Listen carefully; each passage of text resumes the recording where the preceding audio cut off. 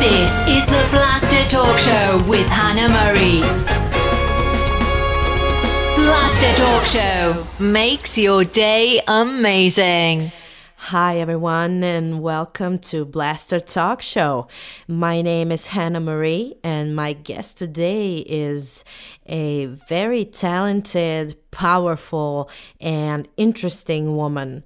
Her name is Nnenaya Kelly and I'm very happy to talk to her today. Hi Nnenaya, how are you? I'm fine. How are you? I'm great, thank you, and I'm very happy to have you here on Blaster Talk Show. Oh, I'm very excited to be on this show. Thanks for having me.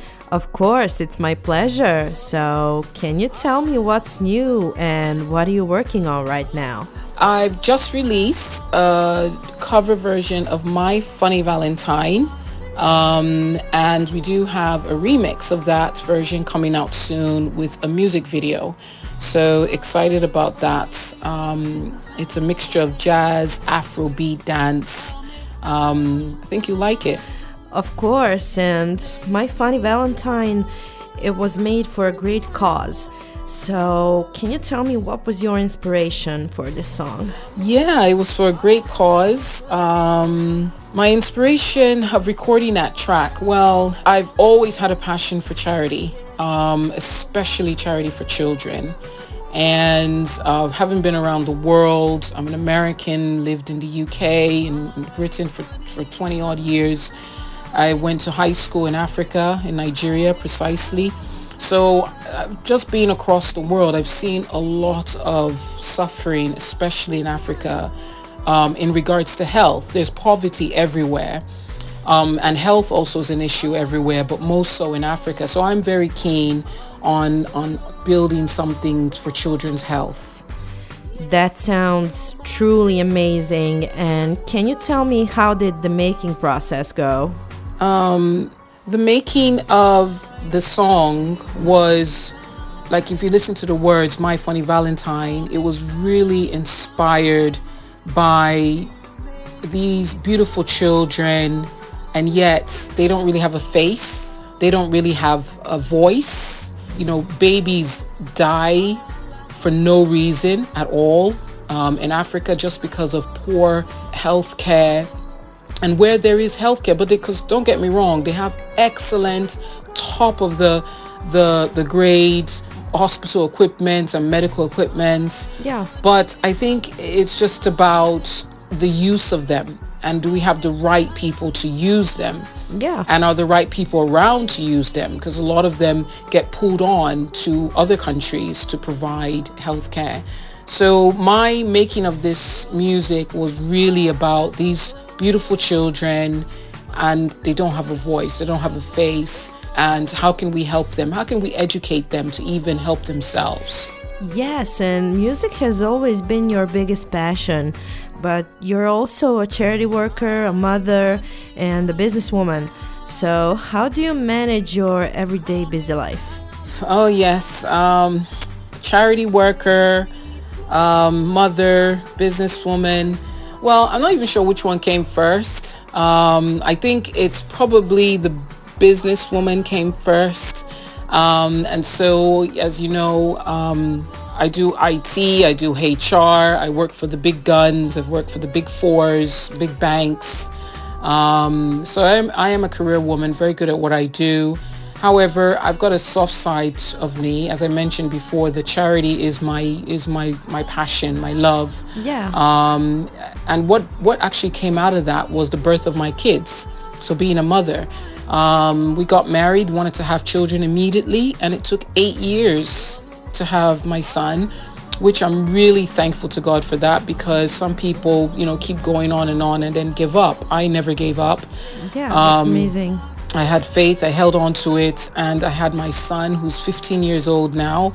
And 4 years ago on Sunday, so the 3rd of April, I had my daughter. So we've got 11 years gap between my son and my daughter, who was another little miracle. So that intertwined with my love for children and my passion to really try my best, hold on to my faith and have those children.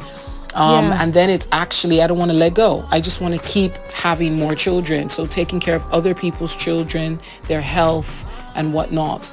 And so for me, all the three are connected. Being a charity worker, being a mother and a businesswoman, that gives me the income to move and do what I like to do in my charity work. Yes, and about your music, you also had some musical education. So can you tell me more about it and your beginnings as an artist? So my biggest passion is my music. It is my music. Upon everything else, it is music. And yes, I started singing when I was about 7. I think it was about 7 years old in Michigan, in Detroit, Michigan. I had a story. I went to my primary school in Michigan, and it was over Christmas time. And actually, one of the teachers was saying, that we all need to audition for God Rest You Merry Gentlemen, which is my first release that I brought out last December with my son. Yeah. And she said we all had to sing it. So everybody sang and sing solo, and I sang it, and she was in awe of my voice. Wow. She looked at me and could not believe that I had a voice like that. I think it was quite soft and in tune and whatnot. Yeah. But never gave me the opportunity. And you could see it. I was so young, but I could see that she loved listening to my voice, but she didn't want to give me the opportunity. And I'm not quite sure why. I have some things in my mind that I think it was, but it never happened. And I was in Michigan. I was in Detroit, next to Motown. And then I started singing in St. Paul's Cathedral Choir as a child, and the girls' choir, and the organist loved my voice. I started with very operatic learnings, and then when I got into university, with the encouragement of my dad, I started music.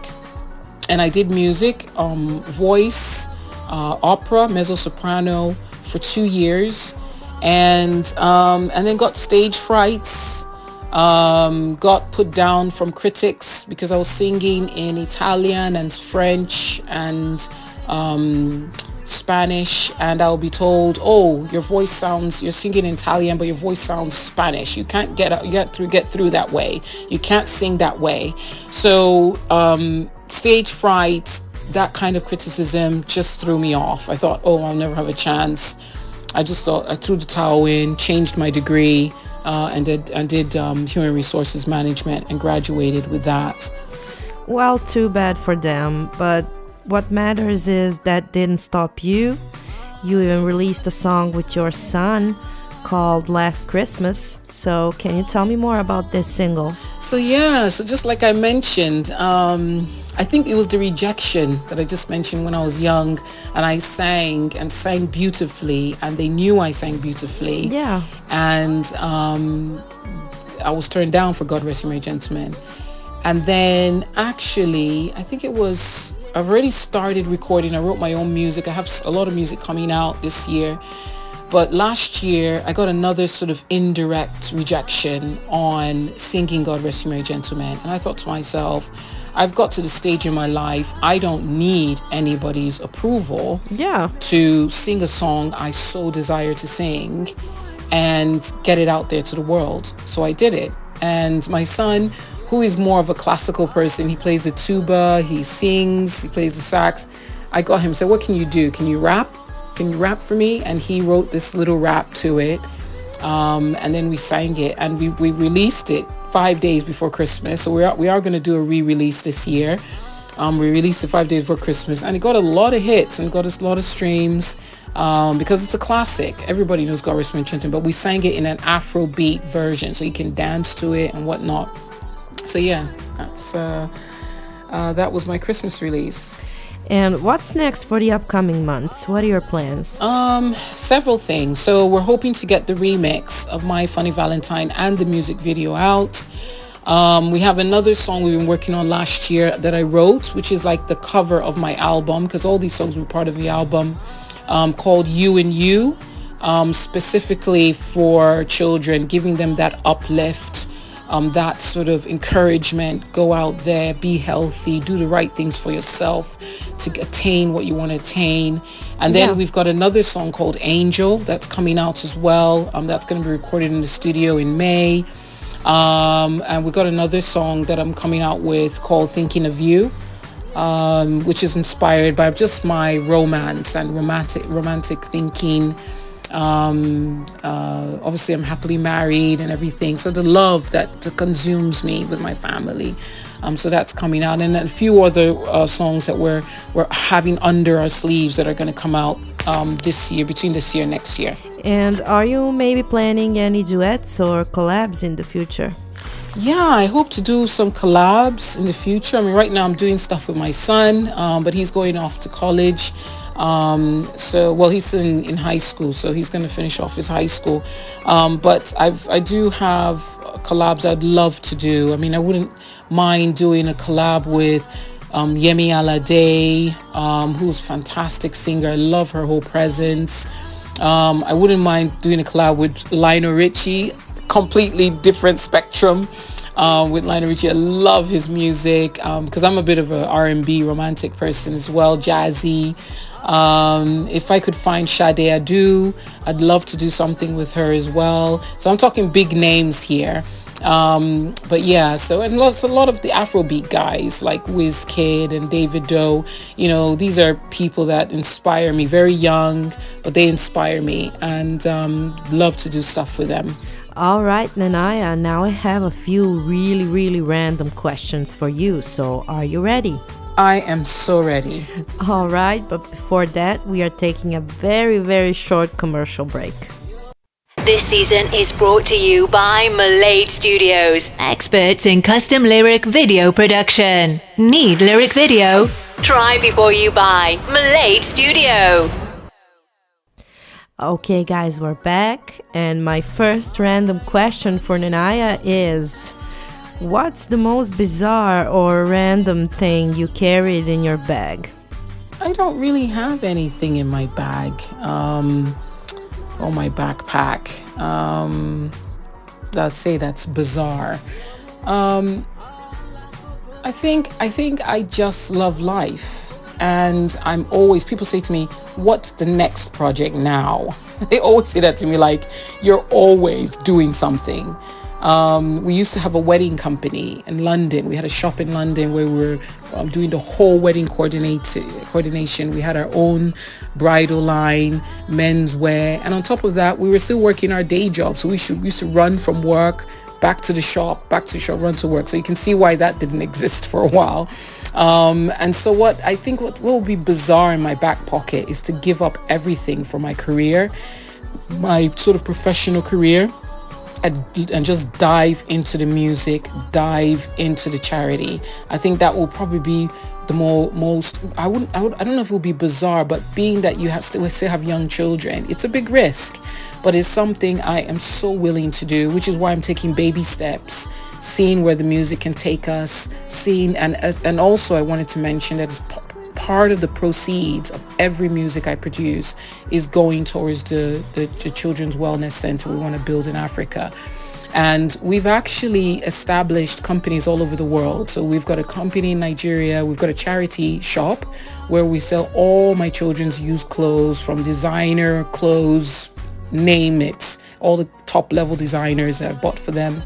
And we're selling them, and every proceed from that shop is going towards a charity. And then we've got another business where we're teaching first aid to companies both in the UK and in Nigeria, and Africa want to expand. So we're teaching first aid and CPR, full training of that. We're teaching health and safety in the workplace. So we've got full training of that. And then in the US last year, we opened up a company and started providing PPE. So we're a very big provider of PPE in the state of Virginia.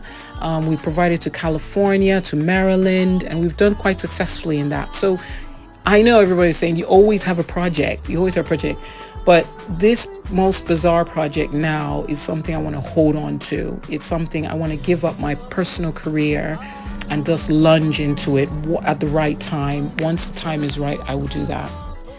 All right, Nnenaya, and question number 2. Are you a dog person or a cat person, and do you have any pets of your own? I think I'm both, actually. I love cats and I love dogs, but I've owned dogs. I've never owned a cat. I think we had a stray cat when I was very little, but I've owned dogs. I absolutely love animals. I own dogs. I'm not a vegetarian. I eat meat. I love my meat. I love my fish.